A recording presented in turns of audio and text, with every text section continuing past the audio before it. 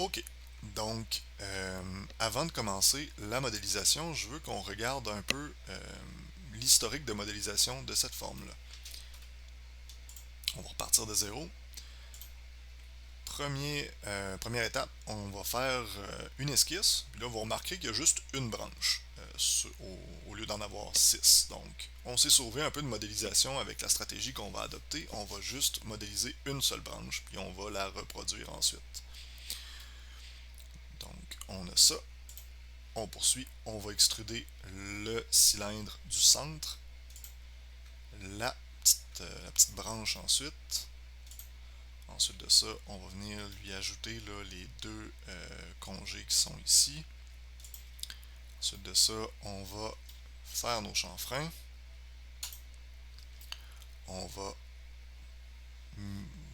reproduire la petite branche qui est en haut là. Et puis faire notre chanfrein final là, qui est juste ici. Donc, c'est ça qu'on fait à la toute fin.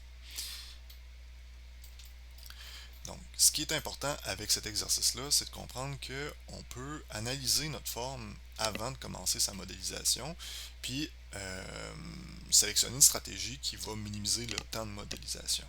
Donc, c'est toujours bon de voir s'il y a un axe à partir duquel on peut reproduire des éléments de la forme qu'on cherche à modéliser, ou encore, si dans ce cas-ci, ben, c'est un axe, si vous avez des axes de symétrie aussi, donc des plans sur lesquels on pourrait venir, on aurait pu modéliser trois branches, ça n'aurait pas été efficace, se faire un axe de symétrie, puis venir copier le reste de notre modélisation de l'autre côté. Donc des fois c'est plus simple de procéder comme ça. Ça vaut la peine de l'analyser en amont pour ne pas se retrouver à avoir un dessin qui est inutilement complexe. Le plus simple c'est, plus élégant c'est, le mieux c'est, surtout si vous avez l'intention de le modéliser, de le modifier plusieurs années plus tard. T'sais, si vous faites une pièce, puis que vous la consultez pas pour, je sais pas moi, 2 ans, ben, il y a des bonnes chances que vous vous rappeliez plus de comment vous l'avez modélisé 2 ans plus tard. Donc la logique est inhérente à votre arbre de modélisation. C'est une pièce simple ici, c'est pas trop compliqué. Si vous avez quelque chose de plus complexe, ça vaut la peine de travailler un peu sur, disons, l'élégance de votre arbre de modélisation, là, de votre historique là, de conception en bas, là, peu importe comment vous choisissez de l'appeler. Euh, de mémoire dans Fusion, ouais, historique de conception. J'ai cliqué droit en haut ici juste pour être clair, puis en bas ici, vous avez le nom là, de la barre qui se trouve en bas, donc l'historique de conception en français, là, à titre de rappel. Titre de rappel pour moi-même aussi. Ok, donc ça ressemble à ça. Pour l'analyse de la forme, on va commencer notre modélisation. On appuie sur le plus en haut ici. On ouvre un nouveau dossier. On va cliquer sur Origine ici pour faire apparaître notre origine. On va appuyer sur le plan qui est ici. Puis là, un petit raccourci pour entrer dans le menu d'esquisse. Vous pouvez appuyer sur R. Vous allez entrer dans le menu d'esquisse avec l'outil rectangle de sélectionner. Si ce n'est pas lui qui vous intéresse, on appuie sur Échappe ou Escape. Puis vous allez là, quitter la fonction que vous aviez là, sélectionnée pour entrer dans le menu d'esquisse. Vous pouvez faire aussi la même chose si j'appuie sur CTRL Z et que je reviens dans le temps. Si vous voulez créer une esquisse, vous pouvez aussi le faire en sélectionnant un plan et en appuyant sur C. Au lieu de rentrer avec l'outil rectangle, vous allez rentrer avec l'outil cercle.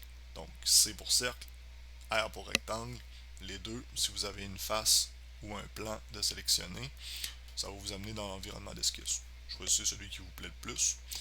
Personnellement, j'utilise tout le temps le R. Pour rentrer dans le menu d'esquisse, ça va plus vite que d'aller dans le menu en haut ici. Donc, une fois qu'on est dans le menu d'esquisse, vous pouvez commencer par tracer un premier cercle, un deuxième cercle. Donc vous voyez ici, je n'ai pas encore contraint ou dimensionné mes cercles, je le fais a posteriori. Donc, premier cercle, on veut 35 mm. Vous voyez, j'ai utilisé un raccourci pour le dimensionner. Je ne vous l'ai pas dit, je vais le dire maintenant. Pour dimensionner, vous allez cliquer en haut ici sur code d'esquisse. Si vous voulez éviter l'aller-retour, donc vous n'avez pas vu ma petite souris monter jusque-là, vous pouvez appuyer sur D pour dimension. Donc ça vous permet de dimensionner quelque chose sans avoir sans cesse à aller chercher votre fonction en haut et revenir. Celui-là, je vous dirais, je pense que ouais, je vous oblige à l'apprendre. Ça va vous faire le plus grand bien. Donc D pour dimension, dimensions en fait là, en anglais. Code d'esquisse, ça se trouve être la traduction française. Personnellement, j'aurais choisi autre chose, mais bon. Donc, on réappuie sur D.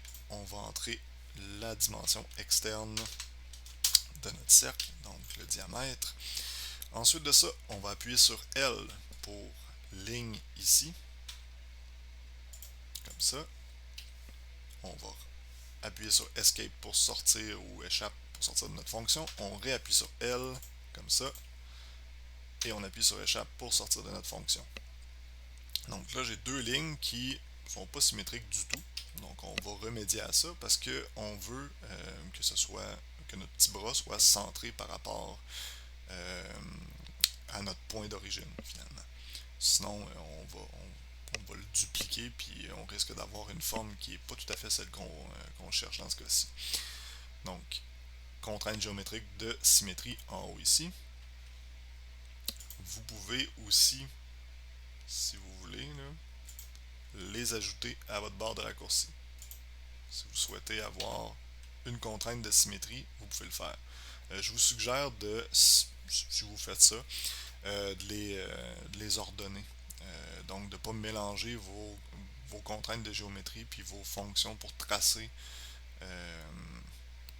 des pièces. Question là, de ne pas avoir de la difficulté là, à les trouver. Donc, personnellement, il y en a tellement peu que je les mets toutes dans la barre en haut comme ça. Puis j'ai plus tendance à les utiliser comme ça. Libre à vous de faire ce qui vous plaît le plus. Donc, on clique sur symétrie ici. On sélectionne le premier élément, le deuxième et finalement notre axe de symétrie. Donc, on peut utiliser l'origine pour faire ça. Si on n'a pas déjà de trait, il va en projeter un. Donc, pour sortir de notre fonction, on appuie sur Escape ou Échappe.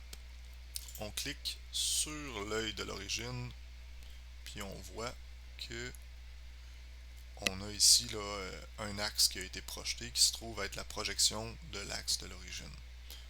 Donc, il ne bougera pas par accident. Si vous essayez de le déplacer, vous ne serez pas capable. Ok, donc on a deux lignes qui sont symétriques. Si je les déplace comme ça, ils suivent, mais vous voyez, sur la hauteur, elles ne le sont pas. Donc, on va remédier à ça. Donc, j'ai appuyé sur Échappe pour quitter ma sélection. On va aller chercher horizontale, verticale. On va cliquer dessus. On va cliquer sur nos deux points. Donc maintenant, nos deux points sont alignés. Donc, si je les monte comme ça, je les déplace comme ça, ils se comportent exactement de la même façon. C'est ça qu'on veut. Ensuite de ça, on va ouvrir notre menu de raccourci en appuyant sur S. Puis, si vous ne l'avez pas déjà ici, arc en 3 points, vous pouvez l'écrire. ARC, arc. Puis, vous allez voir ici, arc 3 points. Puis, je vais l'enlever pour les besoins de la cause. Donc, j'ai appuyé sur le X pour l'enlever. On peut faire ça aussi pour le retirer. Sinon, vous pouvez sélectionner quelque chose comme ça. Puis, on le fait glisser à l'extérieur, ça va l'enlever. Donc, arc en 3 points. On l'ajoute en appuyant sur la petite flèche vers le haut. Comme ça. On appuie sur arc en 3 points. Puis, on va venir positionner notre pièce. Donc vous voyez, Fusion, à partir d'un certain stade, vient contraindre automatiquement votre courbe. Il va le mettre tangent finalement avec les lignes à partir d'un certain stade. Donc on peut le faire comme ça automatiquement. Vous allez voir, il va mettre une contrainte de tangence d'un seul côté. La raison pour laquelle il n'en met pas une de l'autre côté actuellement, c'est parce que c'est symétrique. Donc ça serait vouloir surcontraindre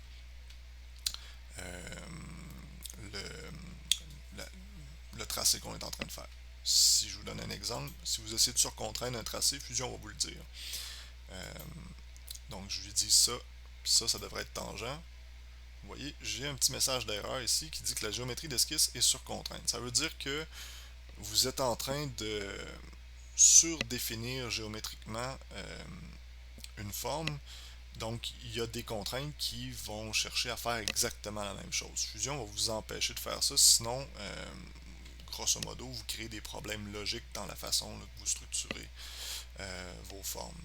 Si je le refais, donc on peut cliquer ici pour plus d'infos, puis il va nous dire, dans ce cas-ci, que la géométrie d'esquisse est sur contrainte. Dans certains cas, il va vous le détailler davantage. Donc, vous pouvez toujours aller voir qu'est-ce que le message d'erreur contient exactement. On peut le fermer.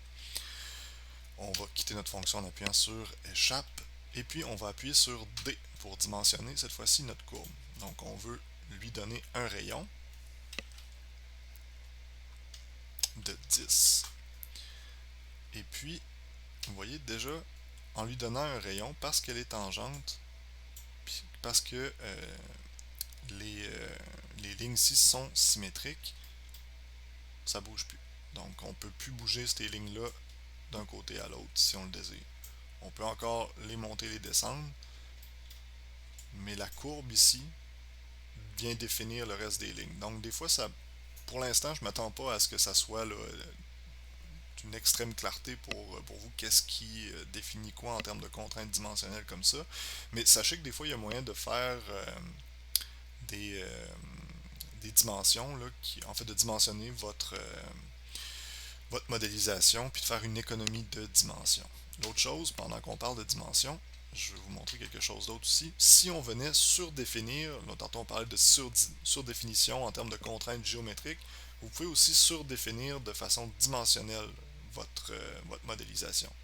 Ce qui arrive quand vous faites ça, mettons que je voudrais lui donner une dimension qui correspond à la largeur. Vous voyez, Fusion va vous dire esquisse sur contrainte. Bon, cette cote risque de surcontraindre l'esquisse. Est-ce que vous voulez créer une cote pilotée à la place? Si vous avez ce message-là, cliquez sur créer piloter. Ici. Vous allez voir, ici vous allez avoir une petite cote qui va apparaître, mais entre parenthèses. Ça veut dire qu'elle est là juste à titre indicatif. Elle ne va pas définir votre plan. La preuve, c'est que si je change ça pour 15 ici, elle va changer aussi. Donc, elle va varier en fonction de ce qui contraint réellement votre tracé. Donc, on va cliquer dessus, on va la supprimer, on n'en a pas besoin. On va recliquer sur notre rayon, on va le remettre à 10. C'est la fin de ma petite parenthèse. OK, donc on appuie sur Escape pour être sûr de sortir de nos sélections si ce n'est pas déjà fait. On va appuyer sur D ici. Et puis on va venir cliquer sur le centre de notre cercle et sur notre courbe. Puis je le fais par exprès, c'est pas la dimension qu'on cherche. Si vous faites ça par défaut, Fusion va sélectionner le centre de la courbe. Ce qu'on veut nous autres, c'est le bout de la courbe ici, donc la tangente. Donc on va appuyer sur Escape pour quitter ça. Puis on va reprendre notre manœuvre en appuyant sur D. On va appuyer sur Escape une deuxième fois pour quitter notre sélection. On va reprendre notre manœuvre pour faire notre dimensionnement. On va cliquer encore une fois sur l'origine. Puis quand on va arriver sur la courbe en haut ici, on va cliquer droit. Ça va vous permettre de venir choisir dans ce petit menu-là, choisir la tangente de l'arc ou du cercle. Donc le bout finalement. On va cliquer là-dessus. Vous allez voir, il y a un petit X qui va apparaître sur la courbe comme ça. Donc c'est ça qu'on veut. Si vous cliquez dessus, vous allez être en mesure de coter du bout à l'origine votre petite branche là, pour cette pièce-là. Donc nous autres, on va lui rentrer une valeur de 50 mm.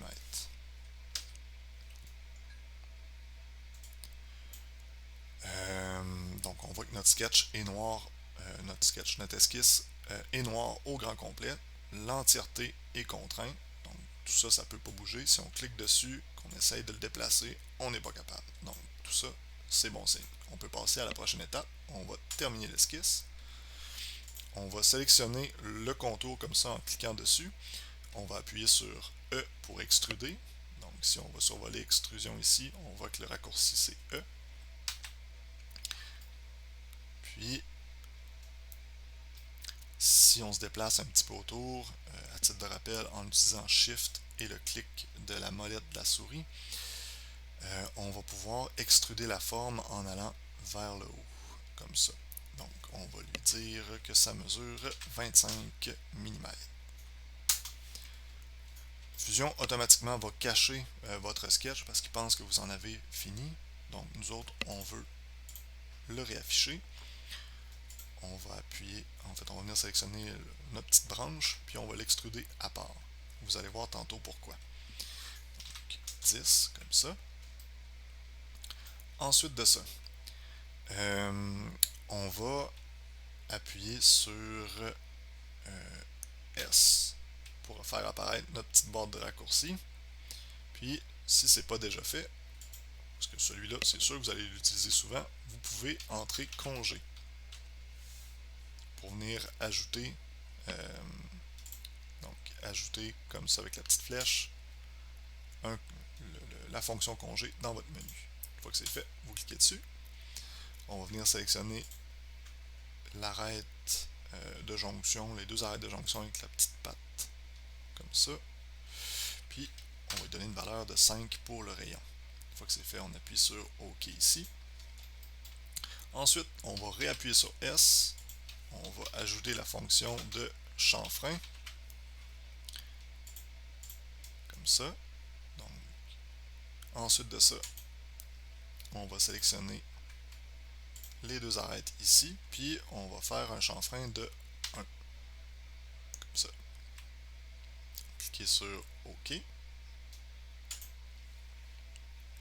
Ensuite de ça,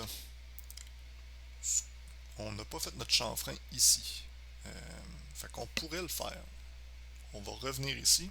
On va cliquer droit sur notre fonction. On va cliquer sur modifier la fonction. Puis, on va venir ajouter un autre chanfrein ici en appuyant sur CTRL.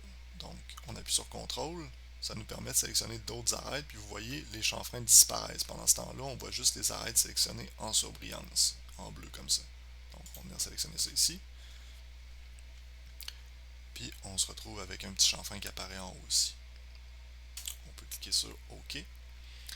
Ensuite de ça, ce qu'on veut, c'est dupliquer notre forme partout autour de du cercle qu'on a extrudé. Donc, pour faire ça, on va appuyer sur S pour faire apparaître notre boîte de raccourcis. Puis, on va taper réseau circulaire. Donc, un pattern circulaire en bon français. On va cliquer sur pattern, réseau circulaire. Je pense trop à la version anglaise en ce moment. Puis, vous voyez, il y a différents types de réseaux que vous pouvez faire. Vous pouvez le faire en rectangle, en cercle, puis en fonction d'une trajectoire donnée que vous pouvez définir à l'aide d'un sketch.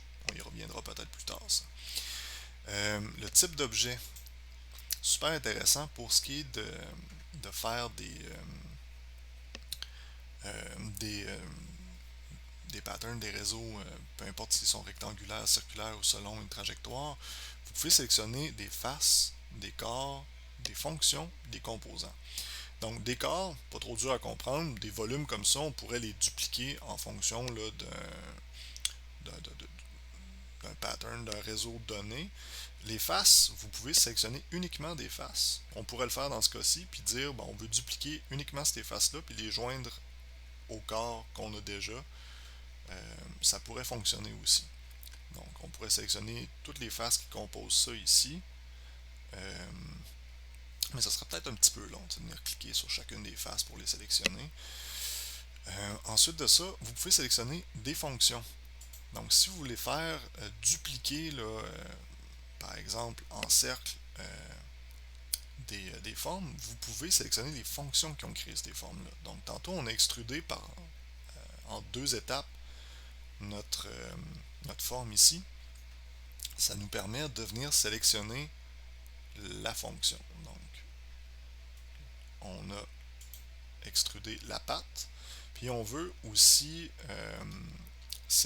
dupliquer finalement les congés qu'on a fait ici. Puis le chanfrein. Donc on va venir cliquer sur le congé et le chanfrein. Vous voyez, les trois sont en bleu ici. On va venir choisir l'axe de rotation. Pour l'axe de rotation, vous pouvez cliquer sur l'axe de l'origine dans ce cas-ci, mais vous pouvez aussi cliquer sur n'importe quel cercle qui se trouve à avoir en son centre le même axe de rotation, ou même une face. Donc, si je clique sur la face, vous voyez, il va comprendre. Si j'efface ma sélection, je clique sur juste l'arrête, il comprend aussi ce que je veux faire. Finalement, si je sélectionne l'origine, il va également faire ce que je veux faire. Donc l'idée, c'est de sélectionner quelque chose qui possède un axe qui passe par le centre euh, comment je vois ça, de rotation qu'on cherche là, dans ce cas-ci. Ensuite de ça, on a une répartition qui est complète. On peut la définir en fonction d'un angle donné ou de façon symétrique. On va s'en tenir à complet pour aujourd'hui. Vous pouvez sélectionner quantité ici, puis on va entrer 6. Petit truc intéressant, si vous voulez faire quelque chose qui est asymétrique ou qu'il y en a un là-dedans que vous ne désirez pas, vous avez l'option de masquage. Donc si vous cochez, vous pouvez venir choisir si vous voulez ou, un ou deux, admettons, exemplaires de moins. Donc ça peut vous aider à venir là, paramétrer plus finement un pattern, un réseau, là, comme ce qu'on est en train de faire. Puis finalement, le type de calcul ici, vous avez trois options possibles. On ne rentrera pas dans le détail là-dedans. Si ça ne marche pas avec la première, essayez deux autres jusqu'à temps que ça fonctionne. Pour l'instant, on va s'en tenir à ça. Je vous reviendrai avec une explication un peu plus claire que ça quand on sera rendu plus loin. Vous pouvez cliquer sur OK. Donc on se retrouve avec la pièce qu'on désirait. Il manque juste à faire le chanfrein en bas. Donc on va réappuyer sur S. On va aller chercher notre outil de chanfrein dans notre boîte de raccourcis. Et puis on va cliquer sur l'arrête. On va entrer une mesure de 0.5. Puis parce que chaîne tangente est sélectionnée, ça veut dire que toutes les lignes sont tangentes grâce au congé qu'on a fait. On a juste besoin de faire une sélection d'arête. Il la détecte au grand complet, puis il va faire nos chanfreins sur toute l'arête du bas. Donc ça ressemble à ça pour cette pièce-ci. On se retrouve dans un prochain vidéo.